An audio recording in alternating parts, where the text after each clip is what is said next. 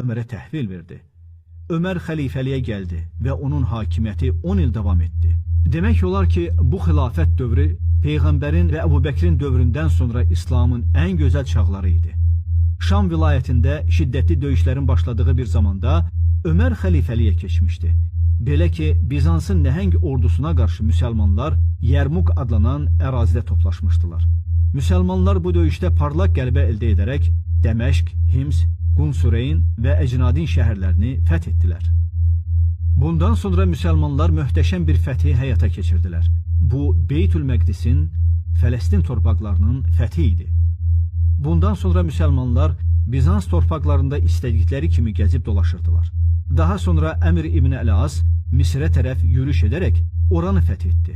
Səəd İbn Əbu Vaqqas isə şərq tərəfə, Fars vilayətlərinə tərəf üst tutdu. Müsəlman süvariləri bu yerləri dolaşıb Farslara hədsiz ziyan vurdular. Daha sonra isə Səəd İbn Əbu Vaqqasın sərkərdəliyi ilə Böyük Qadisiyyə döyüşü baş verdi. Bu döyüş həlledici döyüşlərdən biri idi. Xorasan vilayəti fəth edildi. Ümumiyyətlə, Ömərin xilafəti zamanında çox ərazilər fəth edildi. Ömər öz valilərini ciddi nəzarət altında saxlayırdı. İnsanlardan onları haqda soruşur və işlərindən xəbər tuturdu. Bu nəzarətə məsul olan şəxs Məhəmməd İbn Məsləmə valilərin fəaliyyəti haqda Ömərə vaxtaşırı xəbər gətirirdi. Ömər gecələr şübhəli hadisələrə qarşı diqqətli olur və çox dəqiqliklə Mədinə şəhərinin təhlükəsizliyini qoruyurdu. O, yaşlı səhabələrlə daim məşvərət etmək üçün onlara Mədinə şəhərindən kənara çıxmağa icazə vermirdi. O, çox adil hökmdar idi. Hətta İran şahının elçisi Ömərin möminlərin əmri olduğu halda tək başına ağacın altında yatmasını gördükdə demişdi: "Hökm edib ədalətli olmusan, əmin olub yatmısan."